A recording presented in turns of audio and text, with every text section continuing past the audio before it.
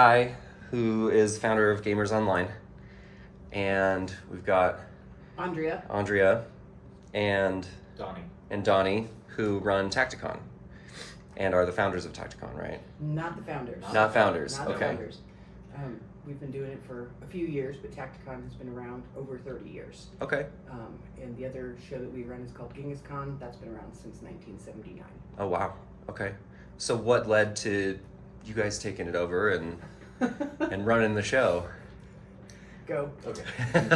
So we moved to Colorado in 2000 and found some conventions that we enjoyed going to. Mm-hmm. Tacticon was probably our first because we moved here in the summer, and that very next year we went to Tacticon. We primarily went through the dealer's hall just to find gaming products for our home group. From there, we learned about GenghisCon in the winter, and then we Went to them for decades. So for the past 24 years, we've been going to GenghisCon and Tacticon, primarily as role-playing gamers and board gamers. In, I believe it was 2018, so 18 years after going to the conventions. It was in the BC time, so. Yeah, so before COVID. That's the first time I've heard it described that way. The conventions were run by the Denver Gamers Association, so they ran GenghisCon, and then they started Tacticon shortly after. And I think, it was the son of Genghis is what they had originally called it. Mm-hmm. And so Tacticon was sort of the brainchild of this gal Heather, and she operated a local game store here in town. After the Denver Gamers Association handed it off to a third party, private, person that bought the conventions, he started to run it, and we started to notice the changes that were being made. And we don't have any problem with cosplayers or anything like that, but it became more of a pop culture event with a lot of cosplaying and a lot of non-tabletop gaming things that we didn't necessarily. That wasn't our jam. Yeah, we didn't disagree with it. It just seemed to kind of hedge out all of the other things that were there and kind of lower the variety that was available. So we became friends with that person, and we had movie nights, and we had a few Cosmos one night. Mm-hmm. And I just asked him point blank, I said, how are the conventions going? I heard that, you might be wanting to divest yourself of Tacticon, and I'd be interested.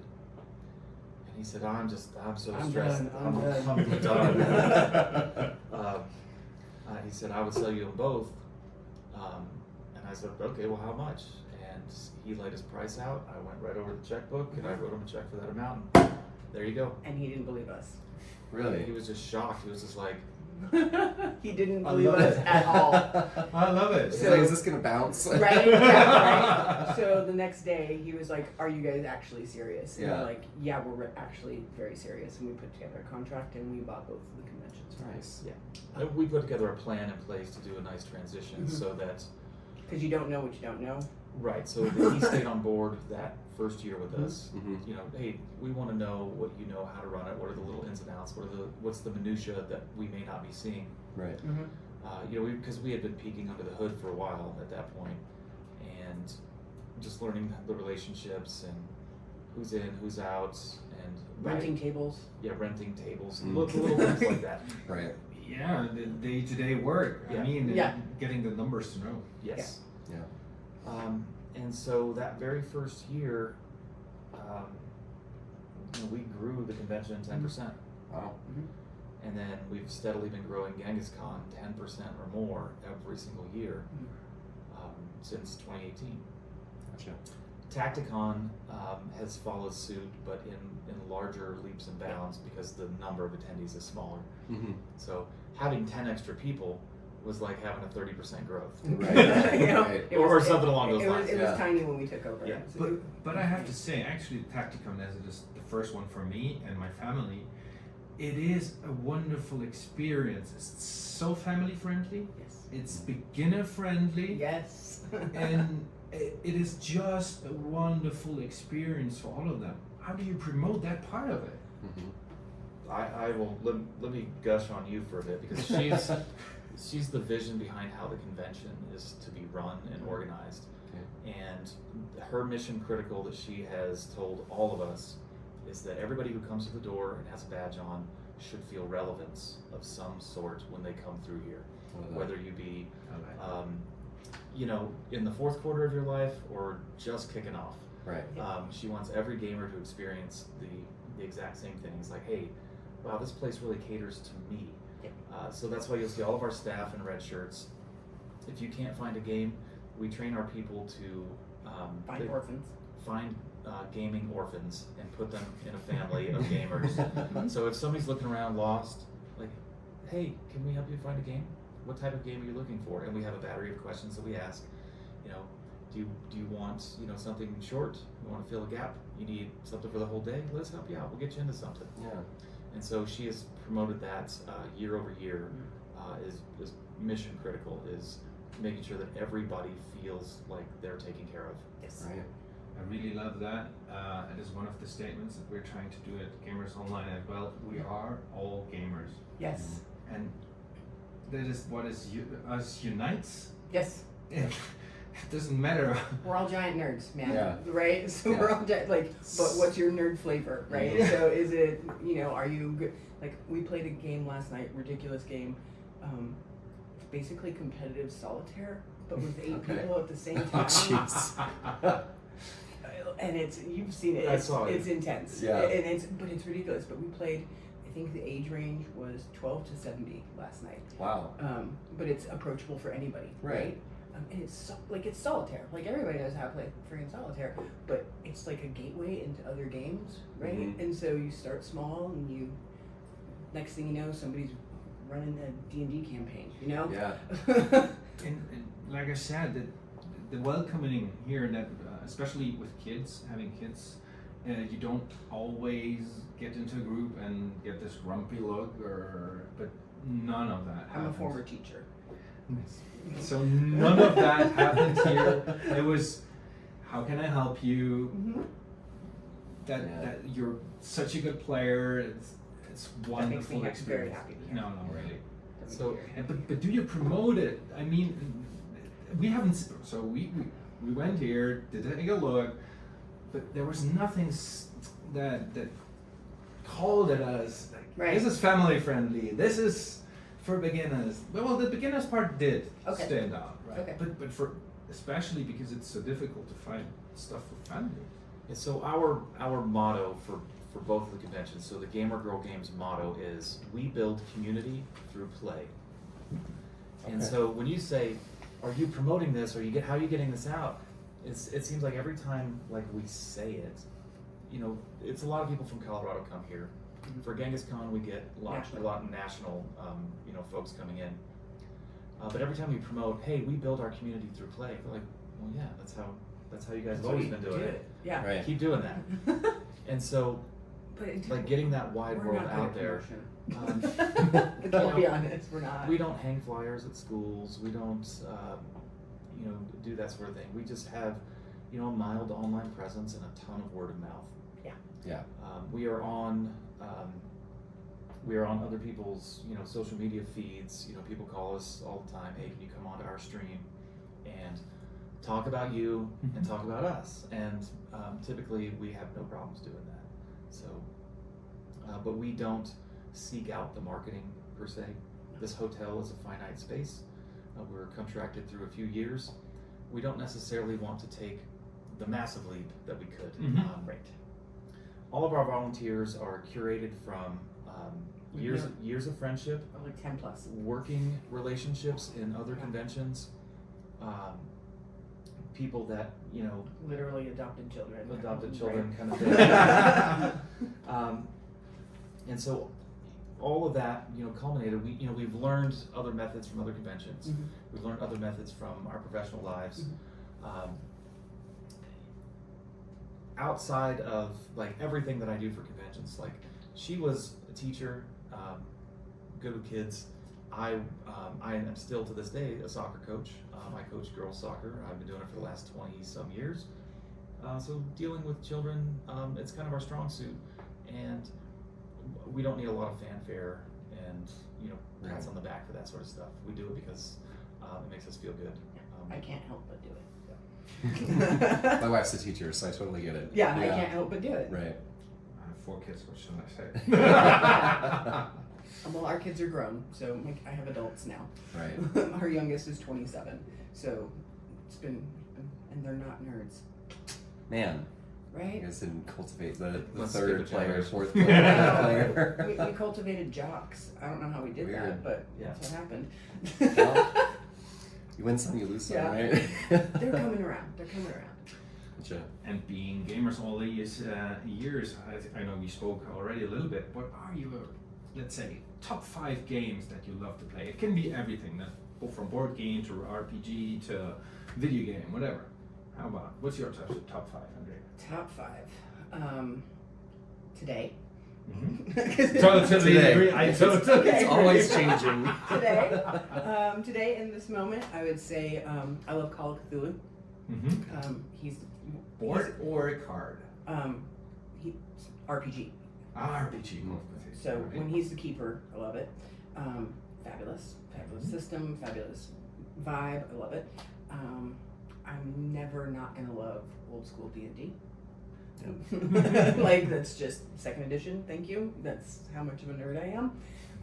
In terms of board games, I am mildly obsessed with the game called Unmatched. Okay. Mm-hmm. I love the idea that Shakespeare can fight Wolverine. Yeah. I like. Yeah. It's just it makes me giddy. and it's another one of those gateway games. So those are the games that I start to get obsessed with. Is like, I don't want a game. Yeah, you do. Let's Yeah, try you this. do. Let's try this. Right. So the gateway approach. Love Unmatched. I think it's called Nerds. I don't even know what this competitive solitaire game is, but that is super duper fun. And Camel Up. Camel Up. I haven't played Camel Up yet. Oh, It's it's it's a another- very funny, simple game with up to 7 players, Yeah, I think. but Wow. it's one of those games where you're like, oh, this is super simple, and then you realize, oh, you can make this really complicated. So that's another kind of game that I Nice. really like, where it's like you can play, enjoy it, and it's super easy, or you can be ridiculous and start like scheming, right? And you stack little camels in its race. It's just those are my favorites today. Yeah, it was her favorite so much that we actually, when we sold very important gamer badges to GenghisCon, we put Camel Up in the bags. Yeah. Nice. So That's that cool. get more people to play. Right. The more people to play, the more opportunities you have. So if you put games in people's hands, your Yeah. opportunities are there. So, Donnie, your top 5. So I am a miniatures painter, and I do that a lot. So I'm currently He paints while I knit. I'm into a lot of the specialist side of games of Games Workshop. So I'll do currently doing Blood Bowl, Warcry, Necromunda, and that's my on the miniature side of thing. On the hobby side of things, or the role playing hobby side of things is Call of Cthulhu, older Dungeons and Dragons, and what else do I play? We do play Magic, and we play Unlimited. And Magic the Gathering, Star Wars Unlimited. There isn't a game out there that we don't dabble Right. in. It's a matter of, is it my current hyper focus? Yeah, board game wise, if somebody says, hey, it's a board game night and you have to pick, I am going to pick Dune Imperium. I enjoy Eschaton. Eschaton is great if you've never played Eschaton. I saw it in the library though. I Yes. wanted to. Is it good? So the folks that produce that game are local. Really? Yeah. Okay. They're Archon. We met them on a national level. So Archon Games is one of the ones we Promote and love. we promote and love. So much so that I walked around their booth like numerous times and I said, I love your game so much, but it's missing like that one thing. Just this doom metal ambiance in the background while you play. And they said, Oh, here it is. come here. Here's our album. They have an album that So goes with the they game. have a larger man. following as Velnius for their music than they do for their board game. So they're a bunch of doom metal Yeah. metalheads. Metalheads. The mini game is great. that produce a board game. But and it's a great game. Great game. Yeah. So No, I've seen their booths at the bigger conventions, Yeah. and it's just like sticks out. Yes. And, Right? and you're just drawn to it. You are. They've And got the they're great. stuffies, and they've got the Yes, and they're super friendly, and Mhm. it's great, and it's a fun game. And I'm typically not much of a board gamer, like I said, unless it's. And I say this because it's true, but it's like a 4-year-old has to be able to play it. That's where I'm at with it, right? Mhm. Like, have you guys ever seen Catch the Moon? Yes. One The of my- dexterity, the the dexterity ladders. with the Yeah, ladders. yeah. Ah, yeah. Right? Yes. Sign me up for that. That right? So simple and approachable games tend to be for board games where I go. Like I said, because everyone's a gamer, but you just haven't found the right slice of nerd yet. Right, you know? right. So Exactly. I've tried to find slices of nerd, like whether it's card game or it's dexterity game, because I have the attention span of a kid. Right? Like, let's be real. So if I can play it, anyone can play it. And so if you would ask me, what game would you recommend to somebody just starting out in any one of the branches of our tabletop hobby? Mm. On the RPG side of things, if somebody's looking to get their toe in the door and like maybe play a fantasy game, I would absolutely recommend GUI Cube Yeah. because of the way that they can bring somebody in. So they Oh, sell a it's so box approachable. set. So approachable. It's very, very structured, and there's 2 books. They're spiral bound, so that if Right you're next to each other.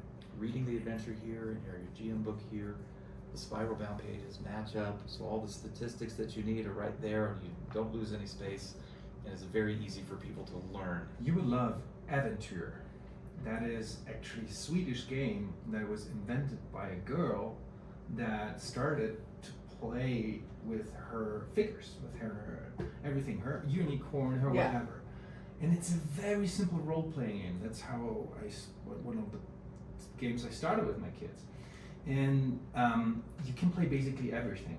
So you can play unicorn, Pegasus. Their rules are so open and Yeah. simple that you can play everything. You have still a race and a class already. Right. But the class can be princess, but the princess is the best fighter. So they also ramping up with other prejudice, Yeah. and then you have just 4 attributes and 1 dice to determine. It's a dice 10, and either you That's can it. make I it love or not. And with the box, there are coming very simple adventures. Yeah. And my kids started DMing all those. So Oh, I they love that. played it, and we're talking an age range from 16 to 9. And actually, when they started, the youngest was 6. That's, I love that. What was your other intro game?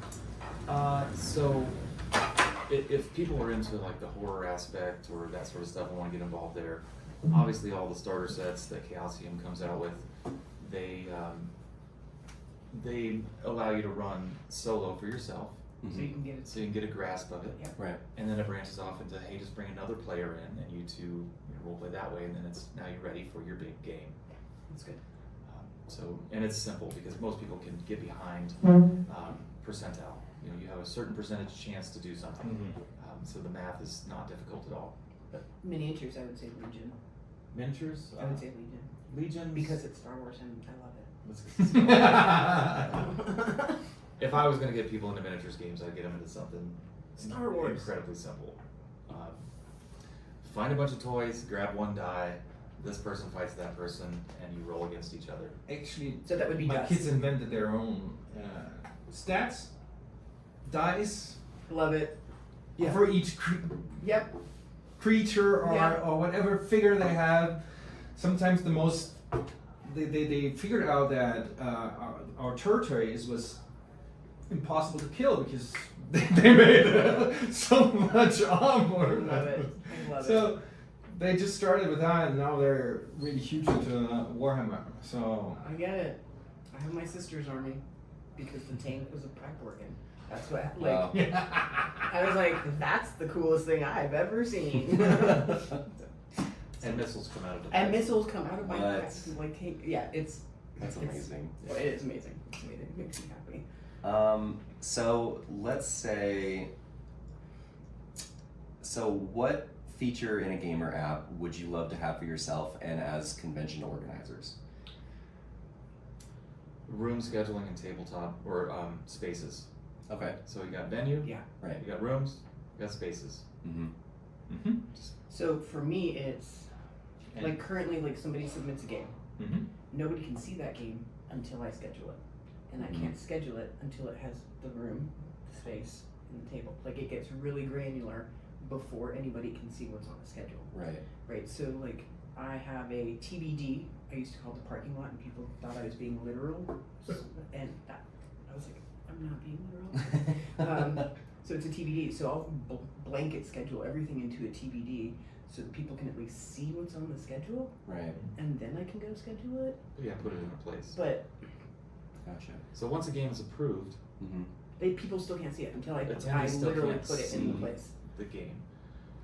And so, like, she deals with so much of the scheduling, and it's over, I would say over 500-600 events. For English, it was 7 last Or year. 700 events, 700 games, you Yeah. know, or slots, or Mhm. whatever it is. It's just, Right. That individually are scheduled. yes, we could complain about the scheduling software that we use, outside of the fact that they offer it for free and pass through charges to the attendees. Mm-hmm. And it's not outrageous. And it's not outrageous. That's the only non-complaint I have about it. It's a very cumbersome system that if you can't just tell somebody, hey, as these games come in, find a room, find a space, schedule it. They have to know so much more. And it's not intuitive on the user end either. Mhm. So for me, I would like something that's intuitive. Like, oh hey, like we were saying, what kind of games? Like, what's the gateway game? Like, Right. I'm brand new to a convention. Can I sort these games or sort these offerings by newbie, grognard, right? Like Experience level. right? Or, Can I sort yeah. it by that instead Right. of like, because especially if you're new, as you're looking at the schedule, Mm-hmm. I never scheduled my own games coming to conventions. I've been gaming for over 30 years, and even conventions, I'm like, babe, you have to schedule my games. I don't know what I'm doing here, right? Because, like, do I want to play champions? Do I, like, right? Yeah, how to curate your What own is- schedule what becomes is the story. What is champions, Yeah. right? Like, what? I mean, we pretty much, I think we've hit the stage in our lives where everybody knows what D&D is, but like, what's Tales from the Loop? What's Free League? Yeah. What's, Right. you know, what's Cthulhu? Yeah. Cthulhu. How do you spell that? Right? So but to be able to have a search function Right. in that Mhm. way Yeah. would be awesome. So approachability. Yeah.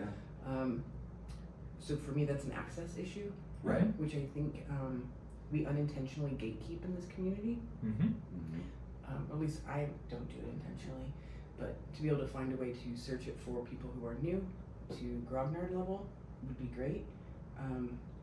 Yeah, I'd rather answer the other questions that come in Yeah. that seem to fall by the wayside. So when I'm organizing a miniatures tournament Mm-hmm. and they're asking the questions like, hey, and I see that you gave us a space, but how many tables is that? Mm-hmm.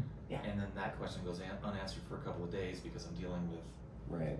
placing, you know, all of the same types of role-playing games in the same rooms when I feel like the users could do that on their own. Mm-hmm. And Submit for searchability. approval in Yeah. this room at this space. With this Searchability. many tables. Yeah. Yes, and all I have to do is say, Well, and to be able to yes, describe that the space is tables. approved. I mean, luckily Right. you and I both are like big enough nerds. Like when somebody says, "Oh, we need kill team tables," we go, "Oh, okay, we know what that looks like." Right. Right? Or, "Oh, we're gonna play big stompies." It's my personal favorite. That we know like the big mechs that are out there on the carpet. Yeah. Uh-huh. Right? I know that means what that space looks like. But for somebody to be able to, like, like, who knew that RPGs are almost always on round tables? Really? I always thought they were on just rectangle tables. In here, they're always round. Yeah. Right? Interesting. So, like, Right. so being able to not have to be that granular would be great. Yeah. But you have to be Yeah. able to know that. and then at the end of scheduling, we could know how many tables extra we need to Yeah. rent and bring in and have set up. Searching by theme would also be awesome. Mm-hmm. Like, if you are an experienced RPGer and a GM submits a game, and it's, I'll give you an example, Post-Apocalyptic Disney Princesses was a game that I played in, right? And you're like, what? What is that? So to be able to search for, is it post-apocalyptic? Is it magic? Is it fantasy? Is it whatever? Because like when DDAL submits their games, they submit it by the module, and it's CCC 1-403. What? Oh yes, that was Right. really difficult. Yeah. Honestly, it's like, and I know D&D. Right? Right? First of all, what is leak? Never played the leak system, so okay. So what is this? The Adventures League is very, very welcoming. So It is. Outside But of what's not- on the website, you walk into the room, it's like, hey, I've never played this. Oh, come over here. We got you One of covered. our former cons Yeah. will sit there and walk you through it. So So that doesn't get expressed on the website, Not at all. and it should. If I want to play a game where I don't want to do resource management or deck building, I want to do worker placement, but not tile placement. Okay. How granular could I get? Right. Very granular, Yeah. actually. Right? And I want it all to be card-based, not dice-based. I want the randomization system to be manipulable so that maybe I do have a tiny bit of resource management that I could slip in to manipulate Right. and build a game like that. Yeah. So you need to do a BGG search engine Yes. on like steroids. Yes. Yeah. Right. Yeah. Or just Yeah. a filter system. Right. Just a huge, just Filter, a really yes. So specific. Somebody else puts right. tags on their game. If they say, "Hey, my game Yeah, has the ability all to these tag all tags," those Right. things on your game. and then you could filter Yeah. out or in those tags. I think it'd also be really important to like the people who are hosting those games to have a point of contact. That way, like if anybody has questions about that event, they're not contacting you guys; they're contacting the person running the game that can give them those specifics, and then it's less. Yeah, right now the only Or I way don't know that if you that guys can already have happen is Mhm. the host can message attendees. Oh, But okay. in the reverse right now, in the system that we have, is difficult. So I get a lot of calls. Actually, another idea is when you already said, hey, if you know the game, Yeah. and you have like someone clicks, and who's playing this game, and you can just ask someone, what kind of game is this? Right. Yeah, so that would be great. And the other side of that is if a game specifically says, this is for ages, 7 and above, to turn that feature off. Say, Right. hey, this might have children in the game, so we're not going to display their games or give you a way to contact anybody inside that game. Right. User privacy is a big Yeah, thing. Yeah. So Absolutely. on our side of things, we have a global yes/no button. Mhm. Do you want names to appear under the game? Right. So whether that game is 21 plus or kids only, everybody's name that signed up for it is visible to anybody that wants to view that event. But Gotcha. we also specifically don't offer children's badges. Mhm. And as a former teacher, I know that there are kids who are 6 that can absolutely hang at a D&D table, right? Yeah. And I know that there are 14-year-olds who can't, right? So like it's the, Yeah. right? So people call and ask all the time about what's your policy for kids, and I was like, if they can play the game, they're coming to play the game, right? Right. Yeah. If they're under 14, they should be accompanied by an adult. Yeah. The reason, we made the decision not to have kids badges or kids track, hey, this is where all the kids go, is because in the past, when Denver Gamers Association was running the conventions, they did that, and they would do it in a hotel room. And the And so- liability just made my head explode. People would just Yikes. drop their children off. Uh, Have fun, kids. We're gonna go game. We'll see you on Monday. yeah, we'll see. Oh, Yeah, no so thanks. no thanks. No. So that's so protecting the user end. That's the other thing, because we do have kids who are as young as 9. Yeah, we like do. we have an entire GT classroom of kids that show up and they're like, Nice. I would like to design this game, and they're like super into it. Nice. Yeah. So So that's, we say, we typically, unless a kid they know that they're gonna be in scheduled games on a track with an adult, we say that children have to buy a badge if they're playing in games. If somebody walks up to the registration desk and says, hey, my kid's gonna be with me, they might play a few games, do I need to buy a badge for them? Typically, no, it's fine. As long as they're with you the entire time, It's you're that. taking up one seat and they might be hovering around you, but that's, to us, that's still one seat. Just for the sake of saying it, we got a badge for all of us. well, Right. thank you. Which made it actually very difficult because we have one payment system. Right. Yeah. And I had to always go through my account, make them all my friends, Yes. then I send. totally understand. So again, so when you're talking about, you know, like what would make it easier, like, is there like, I would, A group. I'm buying for a group now. right, or Right. buying for a family, right, and then you can Yeah. have the one thing with the X number of badges. Because again, same thing. Because I'm not putting a 12-year-old's email anywhere. Right. And also, why does my 12-year-old have an email? That's a whole other conversation. Right. But Let's say I understand internet, so that's why I had to Right. have an email. right. So a way to protect the user end, especially on a family-friendly version of it, Yeah. being able to batch buy, Yeah. Group purchase. Yeah. something along those lines. And again, an effective search function. Right. Great search engine and Yeah. yeah. So on a gamer level then, outside of like running events and Yeah. stuff, on a gamer level, what would a social network app like for gamers need so you specifically would download and use it? Because like right now we A like calendar, a calendar, okay? right? Like you were saying, a wicked count. Like we're going to Milwaukee in March for another convention. Mm-hmm. But I know, as we're driving there, there's probably a convention along the way. Like, There you you go. know, like Yeah. a map. Like we're gonna drive. If we're gonna spend the night in Nebraska halfway, I don't know. I'm Mhm. making it up. But is there something else that weekend? So wicked calendar, search function by city. I would like to see convention themes. For me, it's Okay. about conventions. Right. Right? Or what are the local gaming stores? What Yep. What are the FLGSs, and do they have game nights? Mm-hmm. Interesting. Okay. What about you? Well, I mean, to her same point, it would be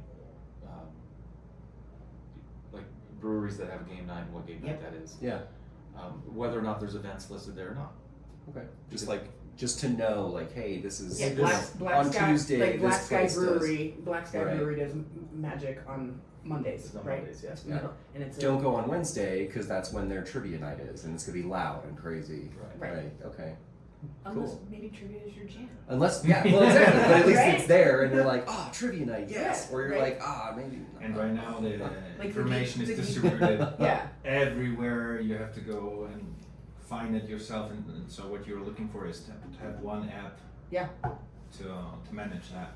I mean, that's a big ask in a free app. Actually, Well- the system is set up to do this, but we would need the people to set the events up Yeah. in it. Mhm. So this is the chicken and the egg. Yeah. That's the So and the feedback to get it all cleared up as Yeah, outside so, of startup, right? Like if you go to Board Game Geek Mhm. and you go to their convention lookup function, if somebody hasn't updated that in the last few years, there could be some conventions that don't exist. Yeah. The dates are always going to be a little bit wrong because everybody deals with either convention centers or hotels for their conventions. And just that level of entry, it gets, funneled to one person to do the entry. So if it's opened up to like Wikipedia where you can make edits, Mhm. and somebody said, no, actually GenghisCon is It's on- not February 19th. It's not February 19th, it's February 23rd. That would be like a huge, Mhm. you know. Or even something like if somebody makes an edit to alert whoever runs the app or the Yep. system to be like, oh, I need to go check on that, Yeah. and then update it if necessary. Yeah. So for the only other like search app that I've used is for running races, looking for like, is there a local 5K? Hey, by region, like in October, if I want to run a half in Seattle, what's there, Mm-hmm. right? So something to be able to do that, like I said, like where is that? just for gaming, right? right? Right. But Mhm. and it takes 6 different search engines for me to be able to do that, right? Because somebody manually has to put them in on all of the things. Right. So to be able to combine all that would be great. Runners are pretty good about this. I mean, board gamers seem like they'd be great about it, but runners are actually much better. I bet. I guarantee it. Like if you want to go to wine country and you only have this window to be there, Yeah. and you want to do a run at the same time, yeah. Cool. Would you, so part of the Gamers.Online just feature is we invite people to come on and like write blog posts about whatever's interesting. If that's, if you want to talk about your new favorite miniatures game or your new favorite RPG or something you've been enjoying, is that something you might be open to when you have more time outside of Tacticon and GenghisCon? Me, yeah. I'm Okay. I'm the wordsmith. Yeah. Awesome. So, Okay. and That is also something where we could talk about being open for families and Yeah. a bit, well, Yeah. getting out the concept, because I love it. It's really, we live it here and I love it. yeah. Yeah. And then maybe in the future what we can do is also make use of the people that play, so setting up the events, setting up some of the matches, setting up probably GenghisCon might have the tournament set up, so you can set up the desks, have all the players in there, and click auto-populate by experience level, and you have all your tournament set up. This kind of stuff is also there in the working to make it more easier also for Yeah. Like, organizers to, Mhm. because we spoke about it, there is no tournament stuff out there. There's not. mhm. There. I mean, there's No, I was just talking to a friend of ours. I'm like, and he's run miniatures for us, and we need a tournament organizer for tournament organizers. And I was like, we need a Toto who barks and herds all the cats, because it's not out there. Yeah. And the fun thing about that, then you have all the people in there and you remember with whom you played. Mm-hmm. Yeah. You can go back and look at it and see That is if nice. the person that beat you made it all the way to the finals, or Oh, nice. right. You know. I can tell you, my Catan crew would love that, yes. Oh, I bet. because we Yeah. hosted a national qualifier at Genghis. Oh, really? Yeah, we hosted a national Catan qualifier. Is that just for Catan or is that for WSBG? Just Catan. Oh, just Catan. Okay. And then they get to go to Gen Con. oh, Origins and Origins. Origins is another qualifier. yeah, and then Origins is the world qualifier. I'm not a Catan player. Okay. So I need to come to GenghisCon and compete, is what you're saying? Yeah, and they are. It's so cute because they're all just making sure that they stay connected, and they have like a Catan tree. Like they have Oh, wow. a phone tree. If somebody, because you have to have That is access. so It's- 90s?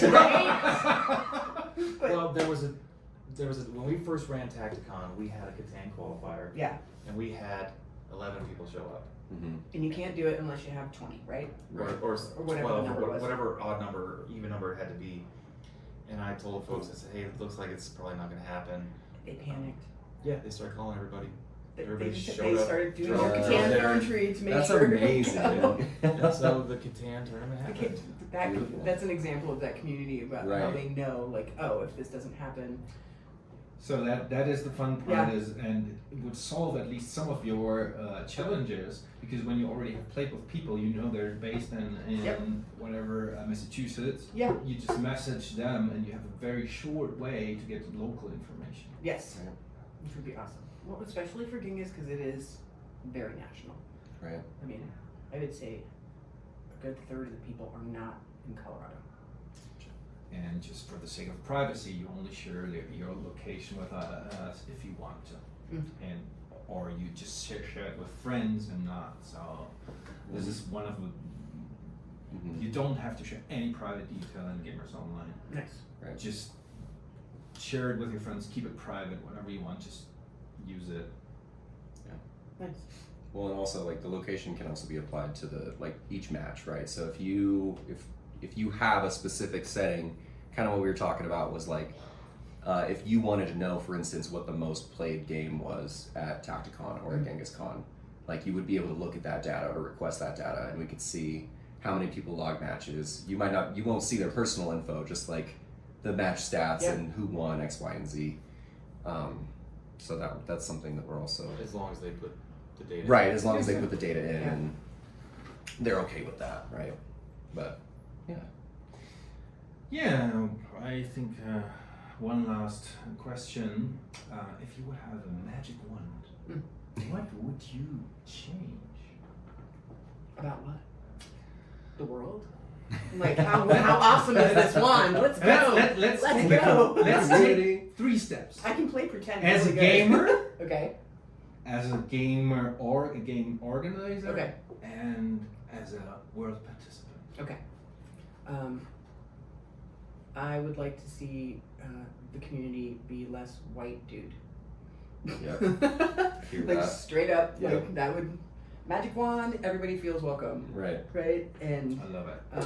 that's my magic wand. Is that inclusivity is not something that same thing with the world. It's no longer something that we actually have to have a conversation about because it just is. Okay. That's Good morning. Oh, I have a magic wand now. yeah. Here's your wand. Yeah. Well, I'm a white dude, so Yeah. shouldn't be giving me the wand. Oh, would you like to go through me? Would you like me to tell you how it works? No, it's just that everybody has their own little silo Mm-hmm. in for whatever game they're playing. So like the Catan people have their call tree, Mm-hmm. the Warhammer people have their, you know, ITC or Yeah. you know BCPs, you know, for their own ranking systems. Role players have multiple little different niche ways that they build their own little silos. Mhm. If there was I would like bridges. some way to have all of those silos talk to each other, and Sorry, I'm be just able to visually cross seeing that. communicate Right. some of the things that they could bring people together. Like obviously we have conventions and we have space, and you know part of our job is to, you know, facilitate the retail space, the places to sleep, and make sure that there's food and beverage and tables and, you know, board game library, all that sort of thing. But for somehow to connect all those different silos would be, you know, a huge goal of mine. Okay. You know, for the simple purpose of when somebody looks up from their table and goes, oh my God, they're playing that game over there. I never knew. And I could have planned. I could have brought my magic cards, or I could have brought, you know, my miniatures for that game, or I could have brought the expansion to that. We could play a lot longer. Mm-hmm. And they don't know because they can't see into every single silo without walking over it and looking in. Right. Gamers.Online is what trying to fulfill exactly that purpose. Yeah. Mm-hmm. Exactly. So actually both of yours. So it's a hard taking mission that I started with. Mhm. It's exactly that. We are all gamers. Inclusivity. There's no difference. Only if maybe there's a winner and a loser. Right.